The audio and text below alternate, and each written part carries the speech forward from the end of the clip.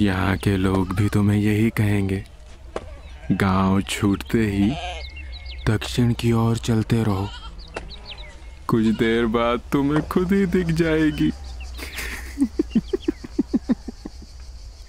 राह चलते तुम्हें ना कोई पक्का रास्ता मिलेगा, ना ही कोई मील पत्थर। नजर आएंगी तो बस सूखी जमीन पर बैलों जैसी फैली हुई पगडंडियां। उसी रास्ते कुछ समय चलते तुम्हें दिखेगी उजाड़ बंजर जमीन, जहां तक नजर जाए, और उसके बीचों बीच दूर एक पहाड़ी, सैकड़ों पेड़ों और हरियाली से भरी हुई। उस पहाड़ी के वहां होने का कोई मतलब नहीं बनता, पर फिर भी वो पहाड़ी बस वहां खड़ी सी दिखाई पड़ती है, मानो जैसे समंदर के बीचों बीच एक नाव तैर रही हो। पहाड़ी के तले पर तुम्हें एक कुआं दिखेगा। लोगों की माने तो ये कुआं आज तक कभी नहीं सूखा। कुछ बरस पहले कोई बाबू लोग आए थे शहर से, पास के गांव में कुएं खोदने।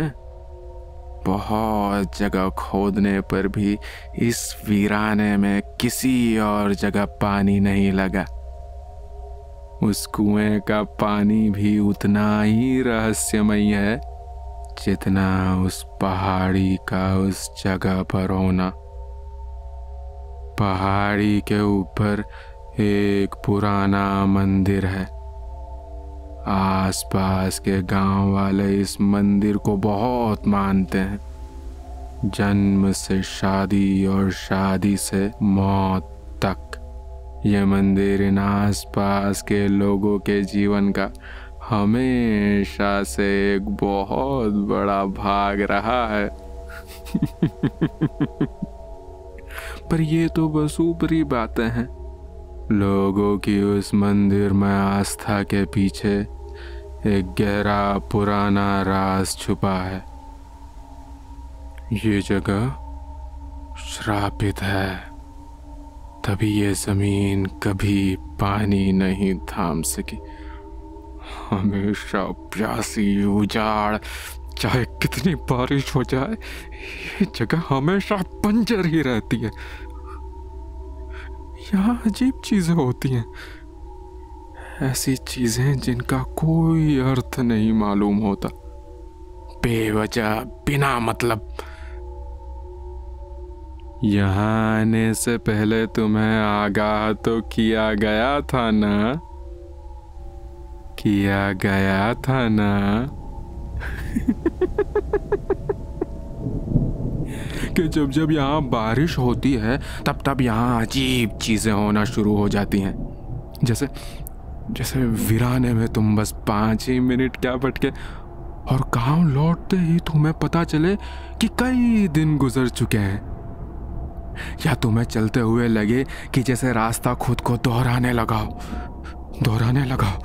सफर में पार किए हुए मोड़ तुम्हें दोबारा दिखने लगे, या बारिश का कोहरा तुमसे धीमी आवाज में फुसफुसाने लगे।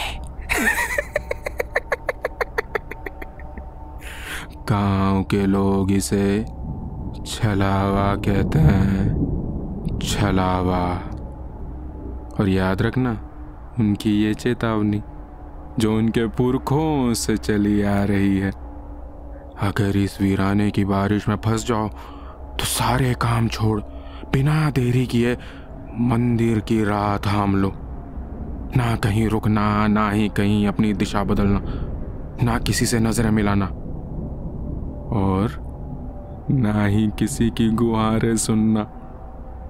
बस चलते जाना, बिना रुके, बिना थमे, बस चलते जाना।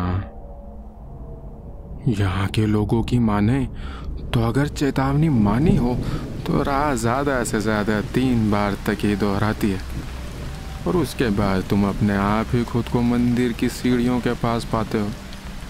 पर अगर तुम चेतावनी को कुछ पल भी नजरअंदाज करते हो तो समझ लो तुम पहले ही छलावे में फंस चुके हो। और उस बेचारे मूर्ख ने यही गलती कर दी। मंदिर से लौटते हुए जन्मदिन के बहाने नए कपड़े पहनने की खुशी में वो लड़का वो चेतावनी तो भूल ही गया। और जब बारिश गिरी तो मंदिर की ओर रुख करने के बजाय वो अपने कपड़े बचाने पास ही की एक खाली पड़ी टूटी फूटी झोपड़ी की ओर भागा। और बस हो गया उसे छलावा।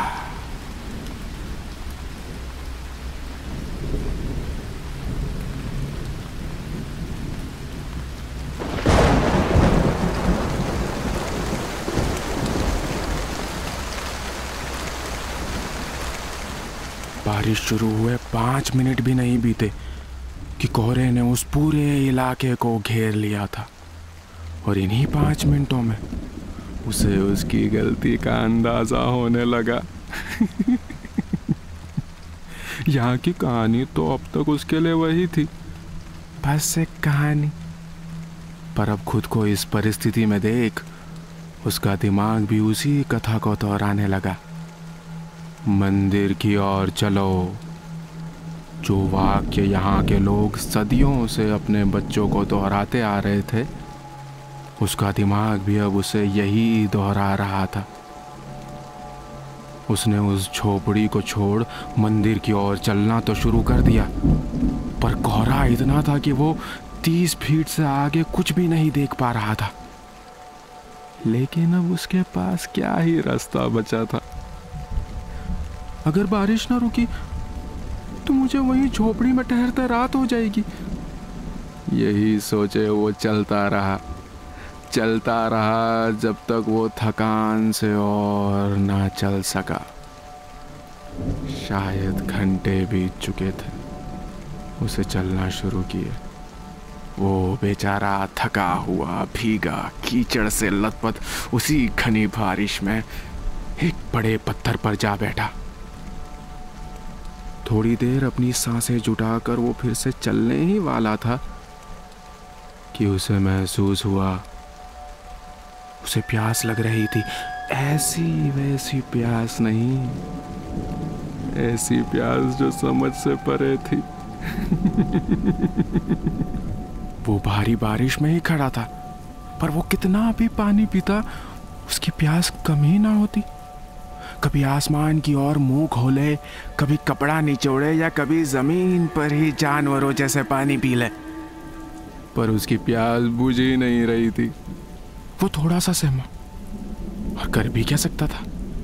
थका हारा वो प्यासा ही फिर से चलने लगा। उसे चलते हुए अभी कुछ ही मिनट गुजरे होंगे कि उसने वो पत्थर फिर देखा। वही पत्थर जहां वो कुछ समय पहले बैठा था, वही आकार, वही आकृति, वही गीली मिट्टी जो वो अपने साथ लेकर उस पर चढ़ा था। ये क्या? ये पत्थर तो मैं कुछ समय पहले ही पार कर चुका था। ये फिर से मेरे सामने कैसे? कहीं छलावा था? नहीं, यह असंभव है, यह असंभव है। उसे अपनी नजरों का धोखा समझ उसने उस पत्थर को नजरअंदाज कर चलना जारी रखा। पर कुछ दूर जाने पर उसे वही पत्थर फिर एक बार दिखा, और फिर एक बार, और एक बार। नहीं नहीं नहीं नहीं, यह नहीं हो सकता, यह असंभव है, छलावा असंभव है। मेरे साथ यह नहीं हो सकता, वो कहानियां असली नहीं हो सकती। जो डर वो अब तक अपनी पूरी ताकत से दबाए हुए था, वो अब उसके मन पर हावी होने लगा।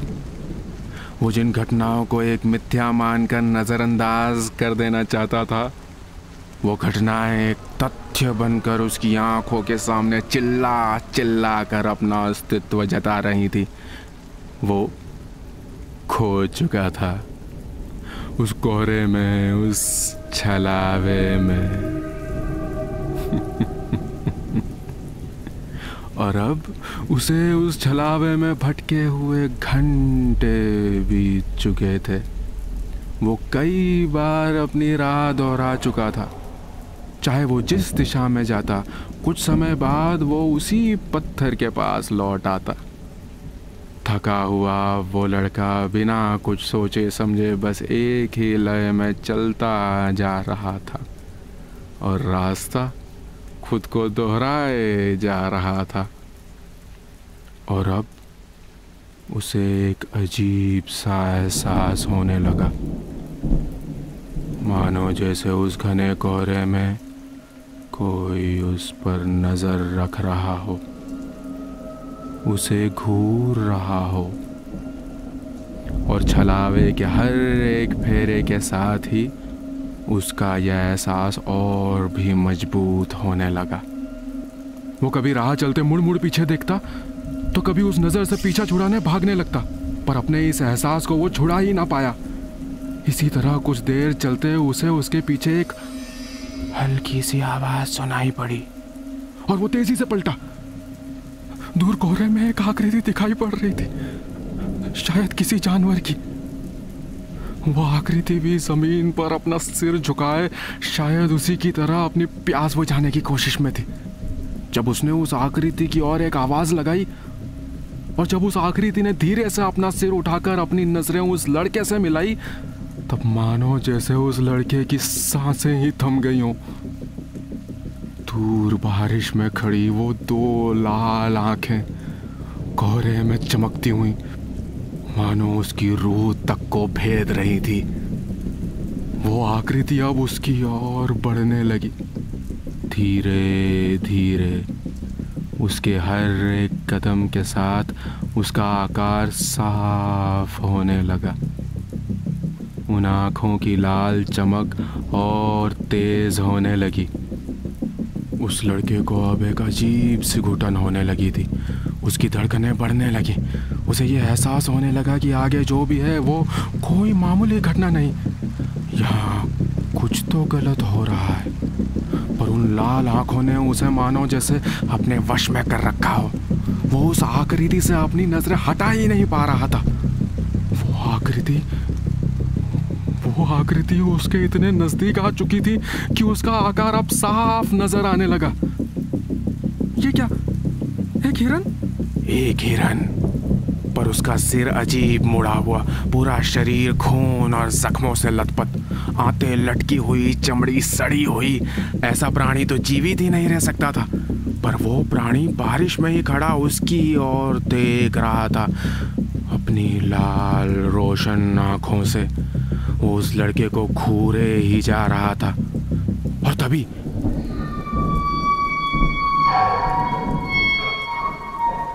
उसने अपने टूटे हुए जबड़े को हिलाकर कुछ ऐसी आवाज निकाली जिससे पूरा वीराना गूंज उठा। ऐसी भयानक आवाज जिससे उस लड़के की रूह कांप उठी और डर के मारे विपरीत दिशा में अपनी जान बचाए भागने लगा। हे भगवान, बचा ले मुझे, मेरी गलती माफ कर दे, मेरी भूल को माफ कर दे भगवान, आज मुझे बचा ले ईश्वर, बस बचा ले मुझे। वो भागता ही रहा और उस भयानक जीव की आवाज धीरे धीरे कम होने लगी। और वो तभी रुका जब वो उस चीज से अपनी सुरक्षा सुनिश्चित कर चुका था। कुछ पल रुक वो अपनी सांसें काबू करने ही लगा कि कोहरे में दूर उसे कुछ और दिखा। एक अलग नज़ारा। घने कोहरे के बीच उसे उसके सामने पेड़ों की एक दीवार दिखी। थकान और डर से जो उसका दिमाग अब तक सुन्न हुआ पड़ा था, वह अचानक फिर जाग उठा। इस वीराने में ऐसे जंगल का होना, ये पहाड़ी के पेड़ होंगे। हाँ, ये पहाड़ी के ही पेड़ होंगे। शायद मैं पहाड़ी के पास पहुंच चुका हूँ। हे भगवान, धन्यवाद तुम्हारा। ये सोच वो खुशी से पेड़ों की ओर भागा, मंदिर की सीढ़ियां ढूंढने लगा, पर आगे उसे सिर्फ पेड़ ही पेड़ मिले। जहां तक देखो वहां तक पेड़। ऐसा विशाल जंगल जो इस जगह पर होना संभव ही नहीं था। उसका मन फिर बैठ गया, पर उस उजाड़ वीराने और उस भयंकर जीव से तो ये जंगल लाख गुना बेहतर था। कम से कम यहाँ मुझे घनी बारिश में तो नहीं चलना होगा। ये सोच वो अपने मन को बहलाते उस घने जंगल में चलता रहा। अब आसमान पर अंधेरा छा रहा था। उसे उस बारिश में फंसे आधा दिन बीत चुका था और अब बारिश भी धीमी हो चुकी थी। छूटी ही सही, पर शायद उस जंगल ने उसे थोड़ी राहत दी हो, जो उसे वहां आराम करने का ख्याल आया। थकान से उसकी हालत बुरी हो चुकी थी, भूख से उसका पेट आवाजें करने लगा था, मगर वो प्यास थी जो उसे सबसे ज्यादा तड़पा रही थी। उसका गला सूख चुका था, होंठ फट चुके थे। दर्द और थकान के मारे वो अब एक भी कदम नहीं चल पा रहा था, और अब रात भी होने लगी थी। वो जैसे तैसे एक पेड़ की टहनी पर जा बैठा। यहाँ मुझे किसी जंगली जानवर से तो खतरा नहीं होगा। ये सोच उसे वो जीव फिर याद आया। उसकी वो रूह कपा देने वाली चीख वो भुला देना चाहता था, और इसी बीच उसने एक चीज पर गौर किया। पूरा सन्नाटा, और उस सन्नाटे में उसने पाया कि बारिश के शुरू होने के बाद से ही उस चीज को छोड़ उसने किसी भी और जानवर को ना देखा था और ना ही सुना। ना कोई इंसान, ना जानवर, ना पंछी, यहाँ तक कि ना ही कोई कीड़े मकोड़े। बस अजीब सा सन्नाटा, और उस सन्नाटे को चीरती वो एक बारिश की आवाज। और अब रात के अंधेरे में वो भी थम चुकी थी। उस घोर अंधेरे में अब वो भी घुल चुका था। अगर इस सन्नाटे में उस जीव की आवाज नहीं, मत सोचिए सब। उस सन्नाटे में खुद को अकेला पाकर उसके शरीर से एक सनसनी सी दौड़ गई थी। वो बेचारा इतना डर चुका था कि वो कुछ और सोच ही ना पाया, और धीरे धीरे थकान के मारे उसकी आंखें बंद होने लगी, और वो उसी पेड़ की टहनी को पकड़े सो गया।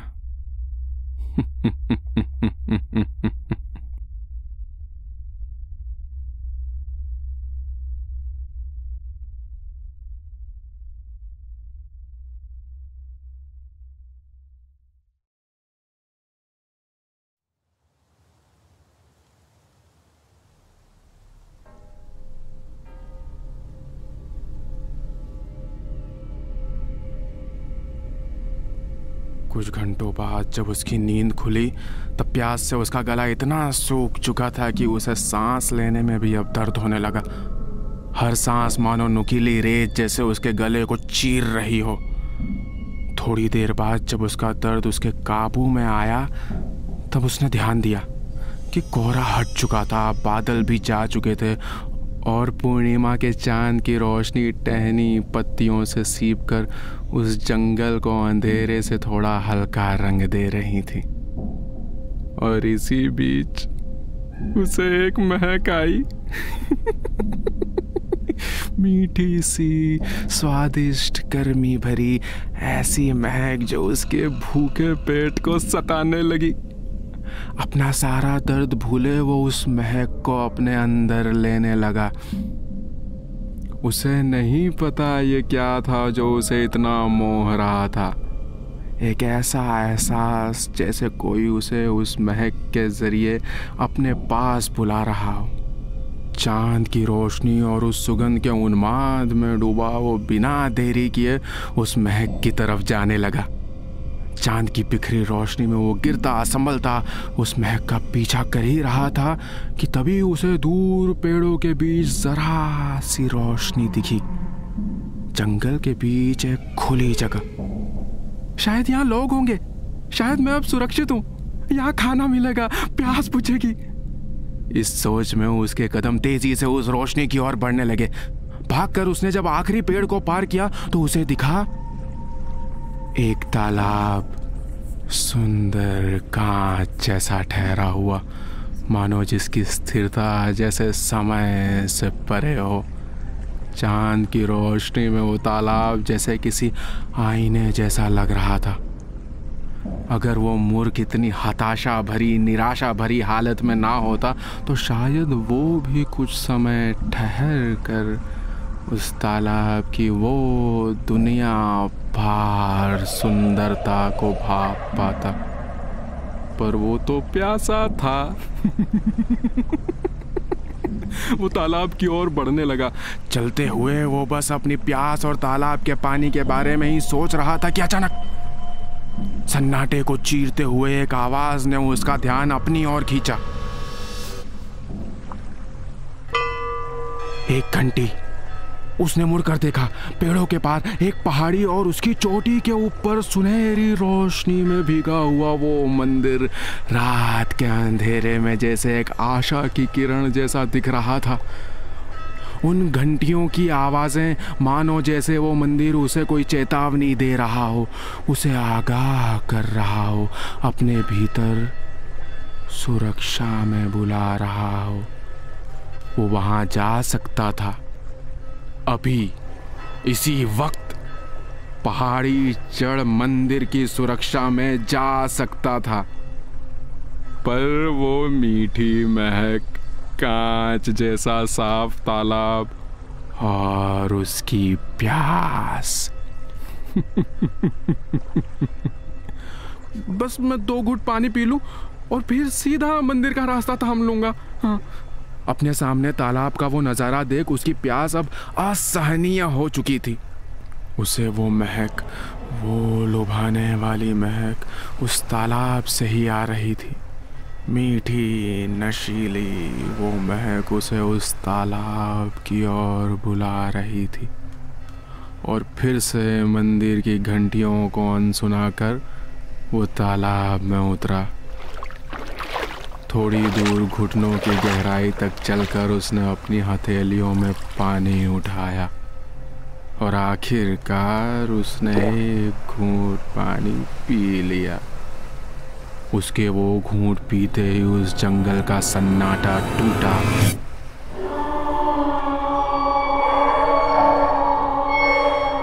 जैसे कि कोई बांध अब तक उन आवाजों को थामे खड़ा था, जिसके टूटने पर सारी आवाजें एक साथ बाढ़ की तरह निकल आई हों। जानवरों की उन भयानक आवाजों से पूरा जंगल जाग उठा। तालाब के उस पार उसे एक रोशनी दिखी, उसी घने लाल रंग की।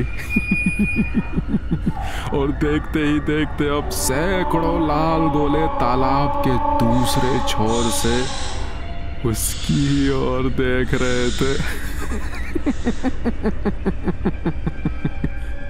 और इसी दौरान तालाब के बीचों बीच उसकी गहराइयों से एक आकार पानी की सतह पर आया। फिर दूसरा, फिर एक और, फिर ढेर सारे। तालाब का रंग भी बदल चुका था। वो कांच जैसा साफ पानी अब गहरे काले रंग में बदल गया। वो मीठी महक एक दुर्गंध जैसी लगने लगी, सड़न, जैसे कि कोई शव खुले पानी में कई दिनों से सड़ रहा हो। ऐसी दुर्गंध जो किसी को भी घिन से बीमार कर दे। उस दुर्गंध के मारे वो उल्टी करने लगा। इतनी घिन में अपने पैरों का संतुलन खोने लगा और तब उसे महसूस हुआ एक हाथ पानी के भीतर, एक ठंडा गीला सूजा हुआ हाथ उसके दाएं पैर के टखने को जकड़ता हुआ। डर के मारे वो चीखने लगा। अपना पैर छुड़ाने वो इधर उधर पैर हिलाने लगा।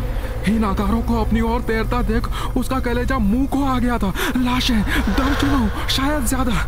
उनकी आंखें सफेद और सूजी हुई, पेट और चमड़ी पानी से फूली हुई, सड़ी हुई लाशें, और वे सारी उसकी ओर बढ़ रही थी। उस हाथ की सफेद फूली हुई उंगलियां जगह जगह से फटी हुई उसे अब कस कर जकड़ चुकी थी। डर के मारे वो पानी में ही जोर जोर से लात मारने लगा। उसकी एक लात निशाने पर पड़ी और पानी से उसका पैर बाहर निकल आया, उसी टूटे हुए पंजे के साथ, और वो जमीन की ओर भागने लगा। वो हाथ, उसका पैर अब भी जकड़े हुआ था और उसे कोई सुध न थी। उसका दिल ऐसे धड़क रहा था जैसे जंगल में कोई हाथी पागल हो गया हो। उसे पीछे से आवाजें आ रही थी, उन लाशों के पानी में चलने की, दर्द से चीखने की। और जब जब उनके कदम जमीन पर पड़ते तो मानो ऐसा लगता जैसे कि फर्श पर कोई गीला कपड़ा गिर रहा हो। उनके कदम गीले, धीमे, और उनकी चीखें, इनके बीच में पानी के गलगलाने की आवाज़ सुनाई पड़ रही थी, जैसे किसी डूबे हुए इंसान की छाती से उसकी आखिरी बची सांस निकल रही हो। उसके पीछे मुड़ने की हिम्मत नहीं हुई। उसका दिमाग डर के मारे अपने चरम पर था। वो सब उसके पीछे ही थी, डूबी हुई लाशें। वो बस भागा, जंगल के बीच से कोहरे को चीरते हुए सीधे मंदिर की ओर। उस मंदिर की रोशनी जैसे उसके लिए उसका आखिरी सहारा बन चुकी थी, जैसे इस दुनिया में अब उस मंदिर के अलावा उसके लिए और कोई जगह बची ही ना हो। और शायद वो सही भी हो, पर अब बहुत देर हो चुकी थी। वो ऐसा जंगल देख चुका था जो खोजे ना मिले, ऐसा तालाब चख चुका था जो ढूंढे ना दिखे, और ऐसे मुर्दों को छू चुका था जो डूब कर भी ना मरे। वो तालाब उस पर अपना निशान छोड़ चुका था। अब वो भी श्रापित हो चुका था।